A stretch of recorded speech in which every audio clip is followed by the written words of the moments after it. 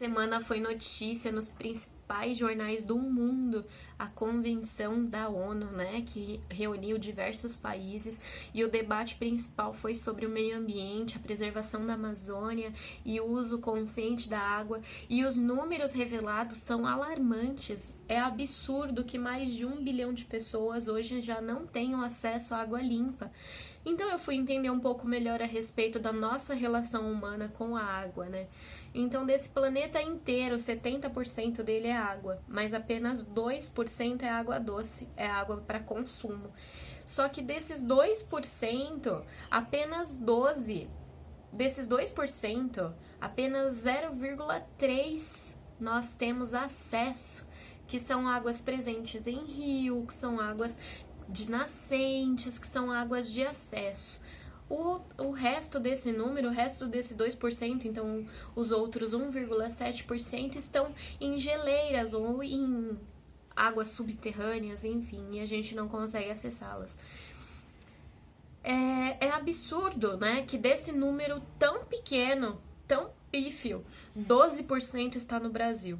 Então, nós somos muito abastados, né? Nós temos realmente acesso a uma quantidade gigantesca de água. Tudo bem que o Brasil, ele tem tamanho territorial de continente, né? Ele é gigantesco. Então, hoje a relação que nós temos com a água aqui no sul é muito diferente do Nordeste, muito diferente do Norte. Eu entendo.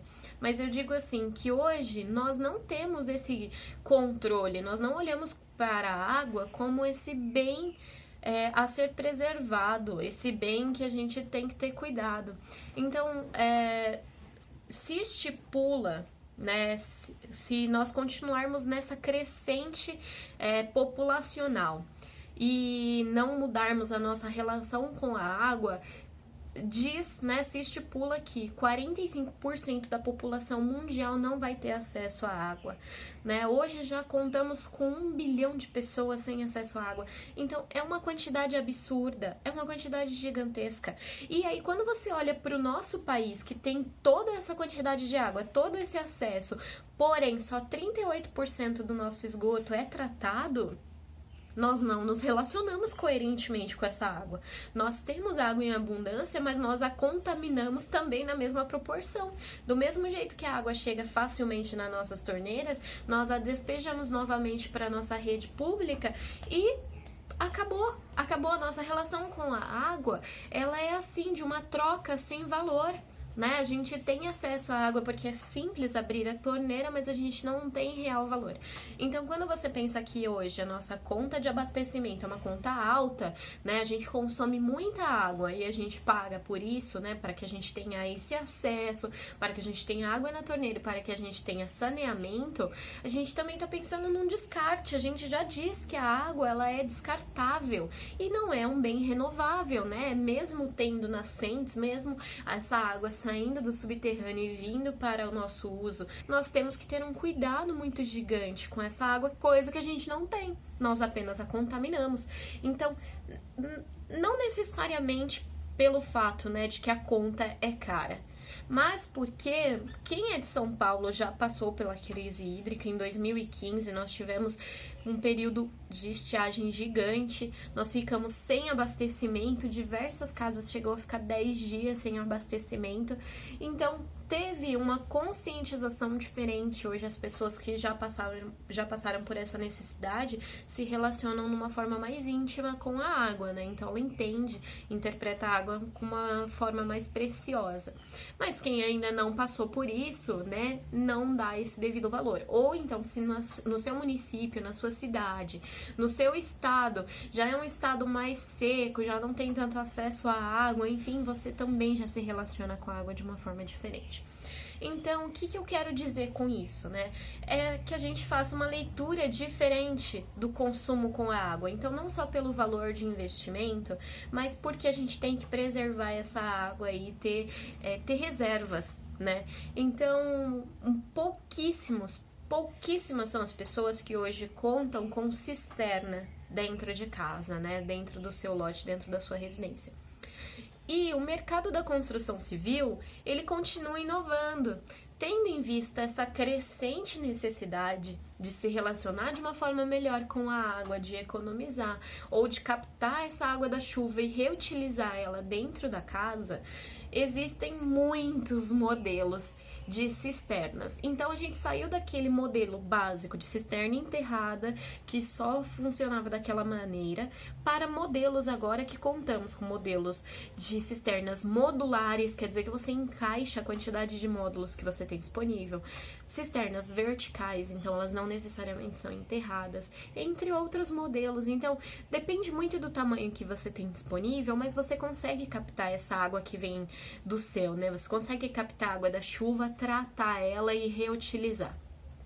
Tudo bem, você não vai reutilizar ela na hora de cozinhar, você não vai reutilizar ela para o banho ou para beber, mas se você conseguir reutilizar ela no vaso sanitário ou no seu jardim, ou para fazer limpeza da casa, ou para lavar o carro, o que você reutilizar essa água, você está economizando na conta e se relacionando com uma forma muito melhor com essa água, entende? Então a captação, o preparo dessa captação começa desde o nosso telhado, que o telhado ele tem que ter caída, ele não pode empoçar, ele não pode ter acúmulo de folha, ele tem que ser limpo com frequência.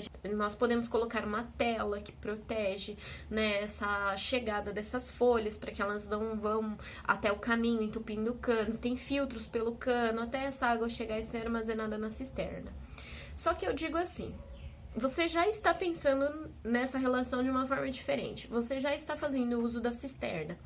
Por que não repensar o esgoto, né? Eu acho que o X tá aí, se relacionar de uma forma diferente, economizar dentro de casa. Você pode usar aí aerador nas suas torneiras, você pode fechar a torneira enquanto escova os dentes, você pode fazer diversas podem ser as ações que você tem para diminuir o seu consumo. É expressivo quando você utiliza aerador, por exemplo, que ele reduz aí mais ou menos 80% do consumo de água. Então, é efetivo, ele realmente vai trazer esse benefício. Só que se relacionar com esse esgoto, porque a gente contamina esse esgoto, joga ele de volta nas vias públicas, ele não é tratado, ele vai para o rio, ele contamina, ele vai para o mar, ele contamina. Então, por onde ele passa, ele vai causando destruição. E a gente acaba não tendo esse controle. Relacionamos com o esgoto de uma forma diferente até hoje. Por quê? Vamos pensar que lá no passado, antes de existir saneamento, as pessoas adoeciam com facilidade, né? Então, o esgoto era a céu aberto, as pessoas tinham contato com aquilo, ficavam doentes, então a qualidade de vida era diferente. A partir do momento que a gente tem esgoto, o problema deixa de ser nosso, o problema passa a ser do prestador de serviço, o problema passa a ser do nosso governo. O problema não é nosso, a gente está fazendo a nossa parte, que é não despejar o esgoto em via pública, a gente não despeja o nosso esgoto de forma aberta, a gente não permite que o nosso esgoto seja acessado por outras pessoas, ok? Mas esse esgoto, quando passa a ser problema do outro, a gente lava as nossas mãos e ok. Só que a gente sabe que o nosso governo não é capaz hoje de atender 100% dessa demanda. Vimos, né? Atende 38% dessa demanda.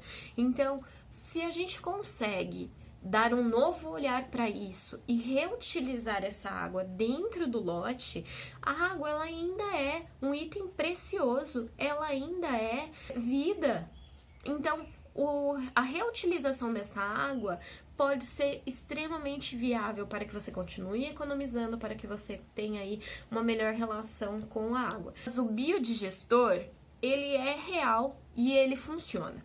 Então, depende muito da sua localidade, você tem opções do que fazer. Você pode ter aí no caso, um biodigestor enterrado, ou tu pode ter um biodigestor feito aí com águas, com plantas aquáticas, com queda d'água, para que ela volte a ficar com ar, com oxigênio e seja tratada antes de voltar para o lote. E aí você pode reutilizar essa água tratada, né, para fazer irrigação no seu terreno, para lavar os carros, para... Você não necessariamente pode colocar ela novamente na caixa d'água e fazer uso dela no banho, enfim, mas você pode colocar ela novamente na válvula de descarga, né? Você pode colocar ela para voltar ali para ser a descarga.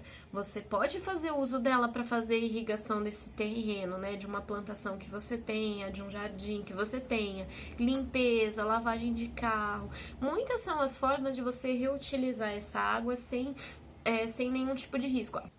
A nossa relação com a água, ela tá muito deficiente, muito deficiente. E eu acho que a gente tem que tomar para si um pouco da responsabilidade de como nos relacionamos. Então, a nossa conscientização não é só pelo custo financeiro. É realmente tomar para si essa responsabilização, é entender como nós nos relacionamos com o nosso entorno, com o meio ambiente, com o nosso planeta, é fazer um pouquinho mais a nossa parte, é se responsabilizar um pouco mais, né? Tirar um pouco essa responsabilidade do outro, né? De que o governo tem que nos prover tudo isso e que a gente possa tomar um pouquinho mais para si essa responsabilização com o consumo de água.